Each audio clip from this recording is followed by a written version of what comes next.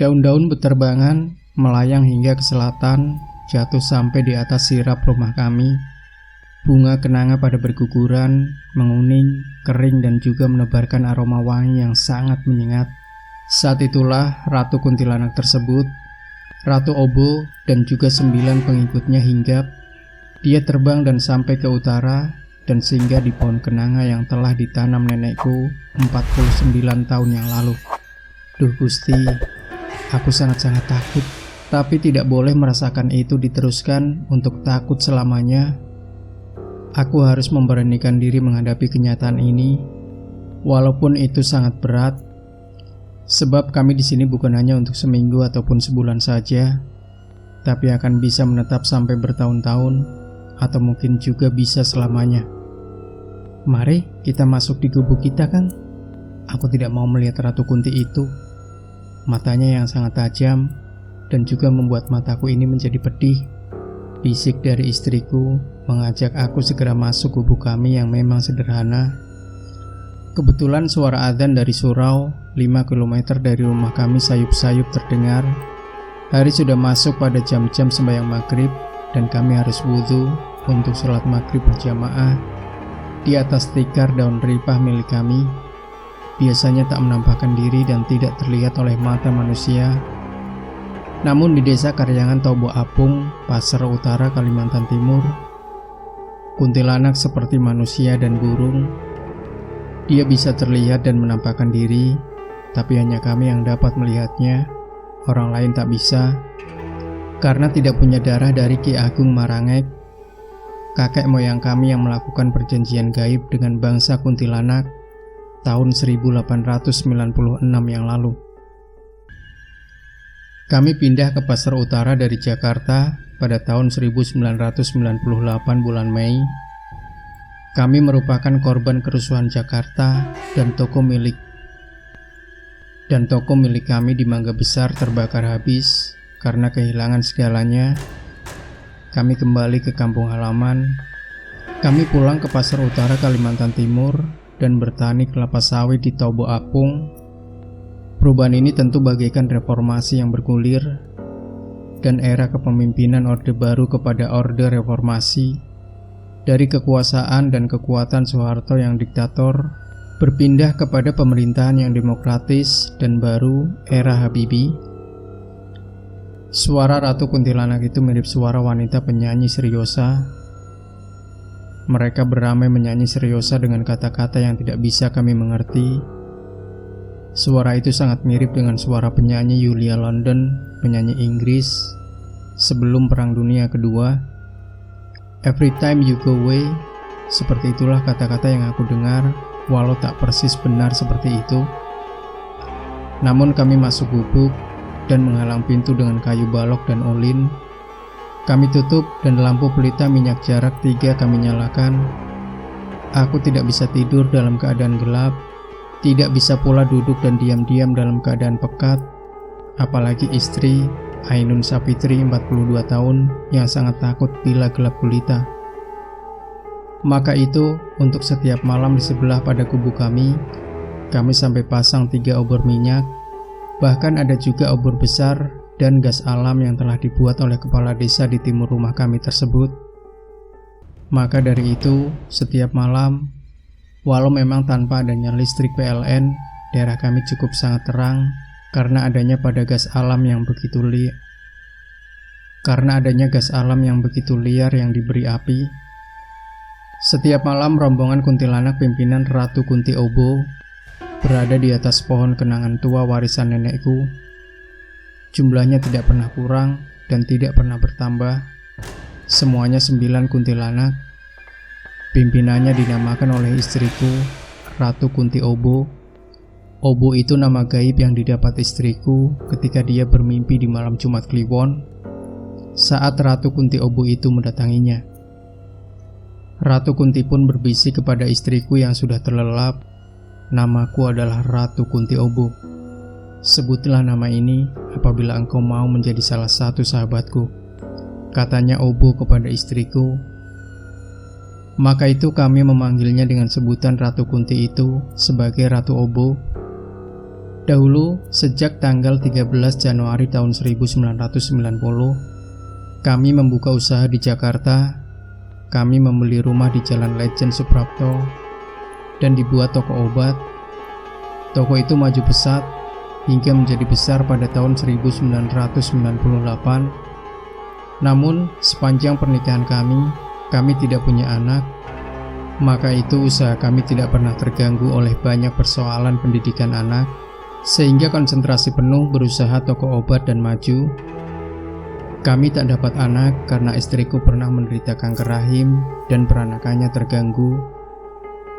Dokter menyatakan bahwa istriku mandul, namun aku menerima kenyataan ini dan kami berencana mengangkat anak, baik dari lingkungan familiku maupun dari keluarga istriku.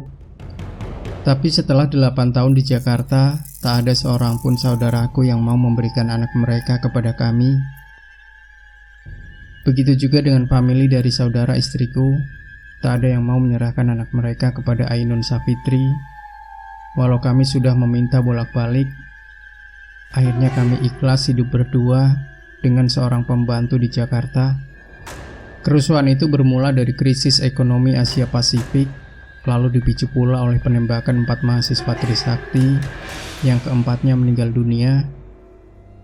Itu terjadi pada tanggal 12 Mei 1998. Pada tanggal 13 Mei hingga 15 Mei, demo besar mahasiswa dan rakyat di beberapa tempat di Jakarta, hingga terjadi pembakaran toko-toko milik WNI keturunan Tionghoa menyeluruh. Juga mal dan supermarket diberangus dan dijarah. Toko kami, toko obat Pengchun, juga dijarah, dan rumah kami hangus terbakar habis. Semua barang milik kami dijarah. Setelah itu dibakar. Hanya tersisa arang dan abu yang membuat kami berdua menangis.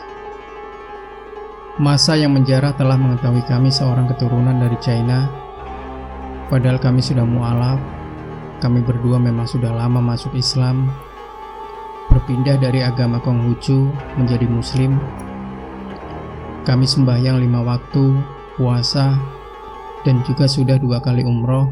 Bahkan dari hasil keuntungan toko obat Pengchun, kami rutin menyumbang anak yatim dan panti asuhan di Cempaka Baru, Jakarta Timur.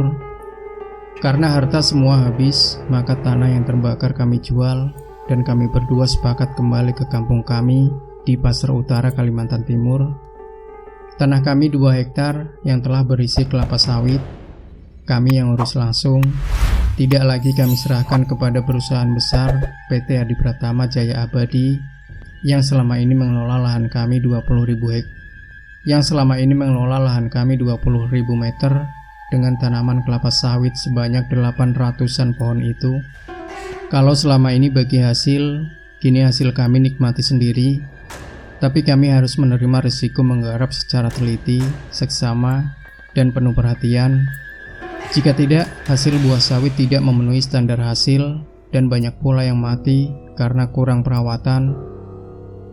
Aku dan istriku yang selama ini telapak tangan selalu bersih, kini menjadi hitam dan kapalan karena memegang parang dan kayu-kayu belukar. Juga kami sering berhadapan dengan babi hutan dan ular sanca yang besar, juga ular kobra yang berbisa yang mencari makanan di lahan kelapa sawit kami. Perusahaan dari membuka usaha toko besar ke pertanian perkebunan cukup sulit kami lakukan. Lama sekali kami menyesuaikan diri sejak bulan Agustus 1998 hingga tahun 1999. Namun setelah itu kami menjadi terbiasa dan biasa mengelola kebun. Hingga bertani dan berkebun sudah menjadi salah satu darah dengan kami. Bahkan aku melihat sosok istriku, Ainun Safitri, sudah mirip petani. Kulitnya yang kuning sebagai keturunan Tionghoa yang kuning sudah menjadi hitam legam. Aku juga begitu hitam legam karena terbakar matahari. Tetangga kami di Jakarta kaget melihat kami ketika kami berkunjung. Mereka bahkan tak mengenali istriku yang hitam dan gosong. Tapi begitulah kehidupan. Suasana politik terjadi reformasi, kami pun mengalami reformasi. perubahan dan berusaha di tempat teduh berpendingin AC beralih ke lapangan perkebunan yang panas dan dibakar terik matahari. Namun sebagai muslim, kami ikhlas menghadapi kenyataan ini dan kami berdua legowo. Sejak bertetangga dengan rombongan kuntilanak di pohon kenanga Tobo Apung, kami berdua sepakat untuk mengikuti permintaan Ratu Kunti Obo. Sebab Ratu Kunti Obo meminta agar kami tidak merubah kubu kami menjadi beton. Rumah kami harus tetap dari bahan kayu dan atap sirap, atau dari dedaunan dan tidak boleh menjadi genteng. Kami setuju dan sepakat untuk membiarkan rumah kami tetap gubuk dan kumuh. Ternyata Ratu Kunti dan anak buahnya tidak mau ada rumah mewah dari beton dan besar. Jika itu dibuat, dia akan marah karena itu wilayahnya rumah mereka tinggal dan pemukiman khusus. Kunti tidak mau ada beton dan cat rumah yang cerah. Dia mau daerah tetap kumuh, kusam dan nampak asri. Dia meminta bila kami mau membangun rumah beton yang permanen, harus di tempat yang jauh dari situ. Maka itu aku dan Ainun sepakat untuk membangun rumah baru yang permanen di Tungku Ayun, sekitar 800 meter dari pohon kenanga tua, sebagai rumah Ratu Kunti Obo dan 9 anak buahnya. Kepada istriku, Ratu Kunti Obo meminta agar jangan pindah ke rumah baru. Dia senang bertetangga dan berteman dengan istriku, dan dia merasa seperti bersaudara dengan kami. Kehidupan dunia kuntilanak ternyata sama dengan manusia.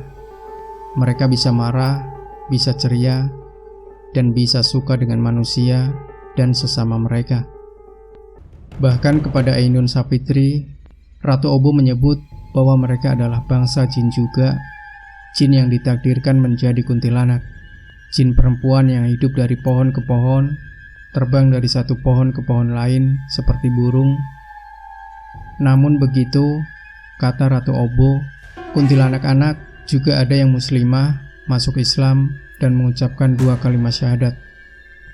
Disebutnya, kuntilanak itu ditakdirkan menjadi perempuan semua, dan semuanya bisa sangat cantik seperti manusia tercantik di dunia.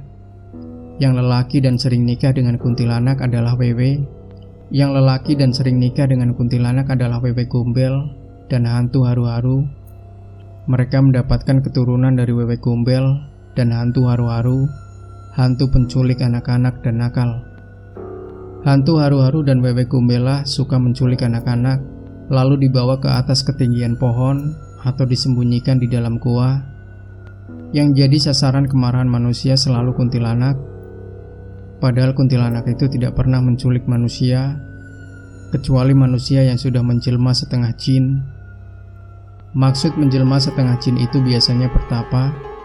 Mereka yang dapat masuk ke alam jin dan masuk ke alam manusia secara bergantian. Para dukun, cenayang, dan paranormal biasanya sudah menjadi setengah jin, dan mereka bisa menikah dengan bangsa kuntilanak dan bisa diculik oleh para kuntilanak. Sedangkan tuduhan selama ini mengarah ke para kuntilanak yang menculik anak-anak itu tidak benar. Yang menculik anak-anak itu adalah wewe gombel, jin nakal, dan hantu haru-haru. Jin lelaki yang memang menyukai anak-anak yang menangis menjelang malam. Maka itu, hati-hati jika ada anak bersedih dan menangis di luar rumah, di halaman. Mereka akan sangat disukai oleh hantu haru-haru dan wewe gombel. Mereka akan diculik, dibawa kabur ke atas pohon tinggi, atau dibenamkan di permukaan sungai. Hingga awal tahun 2017, kami makin akrab dengan Ratu Obo, dengan anak buahnya, istriku Ainun Sapitri. Bahkan istriku diajarinya terbang seperti burung. Dan saat ini, istriku sudah bisa terbang di malam hari saat gelap gulita. Dia terbang kemana-mana, bahkan bisa pergi jauh hingga ke Balikpapan. Karena aku lelaki, maka Ratu Obo menolak untuk mengajari aku. Maka itu aku diperkenalkan dengan kuntilanak lelaki, yaitu wewe gombel yang bernama Abi Garingga. Abu Garingga berjanji akan mengajari aku tentang sebagaimana istriku yang mahir terbang malam dengan perjalanan yang jauh seperti burung hantu. Walau rumah kami bagus, mewah dan permanen, namun kami tetap digubuk. Rumah itu kami hias dan kami rawat baik untuk sekali seminggu nginap di situ. Namun hari-hari biasa kami tetap di rumah gubuk bertetangga dengan Ratu Obo di Tobo Apung. Biarlah kita hidup di rumah gubuk reot ini, dan hal itu tak akan menjatuhkan harga diri dan gengsi kita kok. Yang penting kita masih bertetangga dengan Ratu Obo yang baik hati dan 9 anak buahnya yang sangat baik kepada kita, kata istriku Ainun Sapitri. Rumah baru kami tata, diisi sofa yang baik, lemari, meja, dan televisi yang bagus. Namun kami tetap tinggal di rumah tanpa listrik dan kayu tua yang kumuh. Namun karena bertetangga dengan kuntilanak yang baik, kami nyaman saja di situ dan tidur nyenyak dan makan enak. Alhamdulillahirobbil alamin. Nampaknya aku mau akan mati di sini, dekat dengan pada Ratu Obo, dan juga Ratu Obo akan merawatku jika memang aku sakit, kata istriku serius dan juga untuk yakin. Memang pada saat sakit perutku, sakit pilek dan juga demam, Ratu Obo yang telah menyembuhkan istriku dan juga langsung sembuh seketika. Kami semua sehat dikarenakan bantuan Allah melalui ciptaannya yang lain, yaitu dengan bangsa jin eksklusif yang bernama kuntilanak. Kuntilanak yang sangat baik hati dan sampai tetangga yang ramah dan hingga perhatian kepada kami.